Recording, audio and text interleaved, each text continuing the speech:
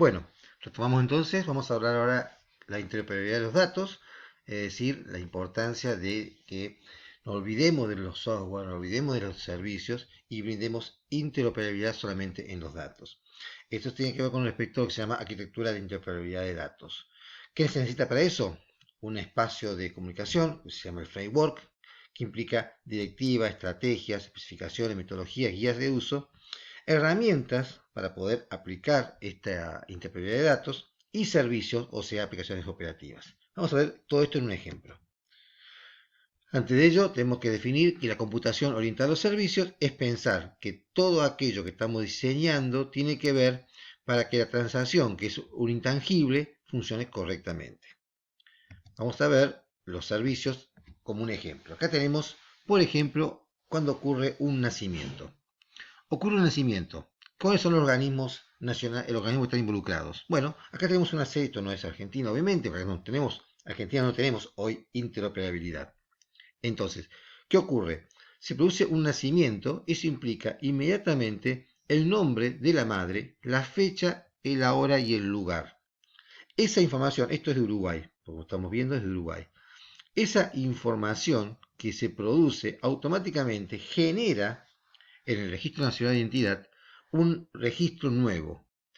Cuando se presenta los padres con los niños, ya está generado ese registro. No hace falta que llegue los padres para poder generarse. Esto implica que tiene que haber un contacto con la maternidad, es decir, el lugar donde ocurre el nacimiento.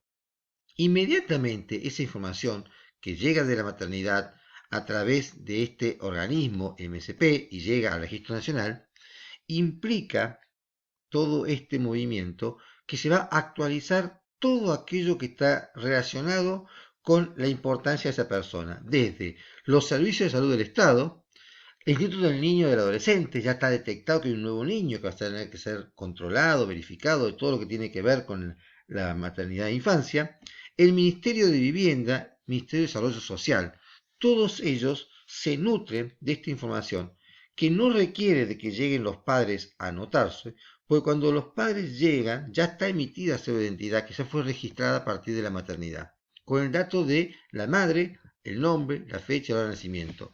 Obviamente todavía también no tiene nombre la persona, pero ya tiene su, digamos, su legajo virtual abierto. Y de esa manera, cuando llega la parte de que el padre va a anotarlo, ya existe la persona, ya tiene un número, falta solamente asignarle, obviamente, los datos que los padres le van a dar, que en este caso el apellido y el nombre. Esto implica un sistema pensado desde el punto de vista de los datos y no desde el punto de vista del procedimiento. ¿Por qué? Porque desde el punto de vista del procedimiento, este sistema se iniciaría recién cuando los padres se presentan. En cambio, el sistema se inicia cuando el dato nace. ¿Y cuando nace el dato? Cuando ocurre un nacimiento.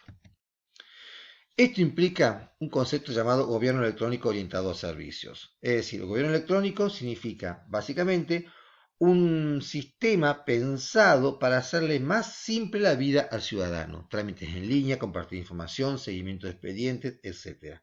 Eso implica también la participación ciudadana, esto que se conoce como gobierno abierto. Estamos hablando de dos conceptos distintos, gobierno abierto y gobierno electrónico.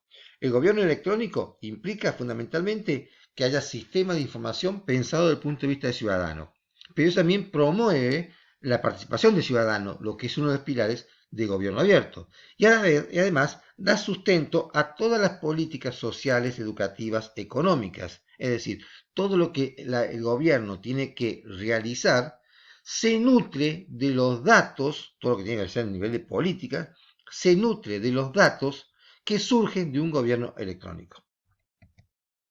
Y por supuesto que para que eso funcione, tiene que haber lo que se llama la calidad de los datos. Hemos hablado mucho en base de datos sobre el tema, pero ahora desde el punto de vista de lo que sería la interoperabilidad de los datos, la calidad de datos significa tres elementos: la veracidad, la disponibilidad en tiempo y forma y la consistencia de ese dato. No me sirve de nada tener el dato perfecto 10 días después que me hace falta. Por eso la disponibilidad en tiempo y forma también es parte de la calidad del dato. No basta con que el dato sea coherente y sea veraz. También es importante que esté en tiempo y forma. Este dimensione la calidad implica, por ejemplo, la veracidad. Cuando hablamos de veracidad, cuando el dato es correcto, y estoy hablando de una corrección que puede ser una letra. Fíjense el ejemplo. ¿Cuál es la diferencia entre John y John con H? El dato esté completo. Por ejemplo, no tenga ningún dato que le falte. Si yo tengo los datos de la persona y no tengo el domicilio, no me sirve.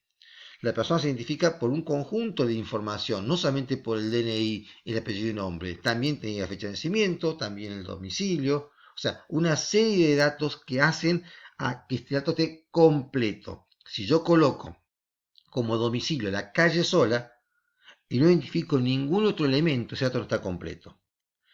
La currency significa el grado de actualización. ¿Qué significa esto? El número celular es un ejemplo, el número de teléfono. Cambia permanentemente. El usuario puede cambiar de teléfono.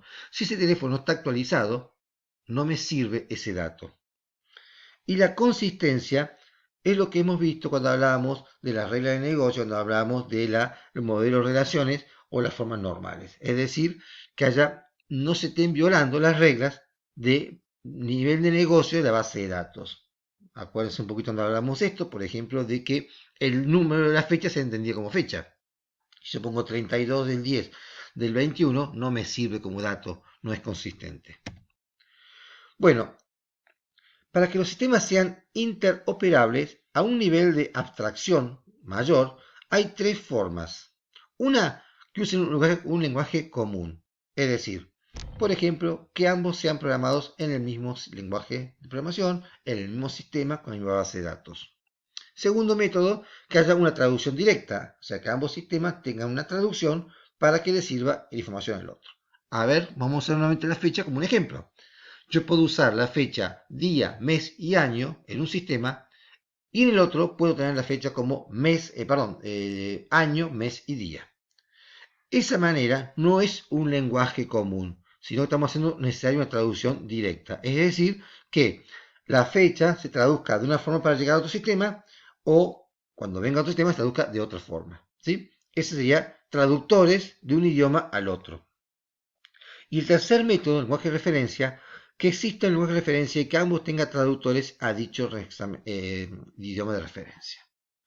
Es decir, que yo tenga un elemento que sea independientemente de esos dos y que de esa manera yo pueda poner todos los sistemas a ese nivel de idioma de referencia a través de traductores. Obviamente, el tener el lenguaje de referencia va a facilitar que muchos sistemas se comuniquen entre sí. Bueno, entonces podemos entender la interoperabilidad y con esto estamos cerrando el concepto, más allá de que en el Power hay mucho más de gobierno abierto, que me gustaría que ustedes lo lean porque es un tema muy nuevo, muy importante, muy interesante, que a nivel mundial se está imponiendo y que en Argentina hace varios años también se está trabajando. Y lo más interesante es que se está trabajando pese a los cambios de gobierno, porque el gobierno abierto nació en el gobierno de Cristina Fernández y ahora siguió con el gobierno de Macri y aún ahora sigue con el gobierno de Alberto Fernández. Y que ya más allá de los cambios de gobierno, el concepto de gobierno abierto sigue funcionando. Podemos, entonces, para cerrar el concepto de interoperabilidad, podemos decir que existen dos elementos o dos formas de enfocarlo. Desde la interoperabilidad técnica, conexión física, protocolo de intercambio, interoperabilidad de datos, interoperabilidad de información, conocimiento, o desde la parte organizativa, objetivos políticos, objetivos, doctrinas comunes, alineación operacional, etc. Es decir, puedo empezar por los dos lugares, pero siempre terminar convergiendo en los dos. Ambos son necesarios para lograr esta interoperabilidad. Por último, ya cerrando lo que sería entonces este video, la diferencia entre interoperabilidad e integrabilidad.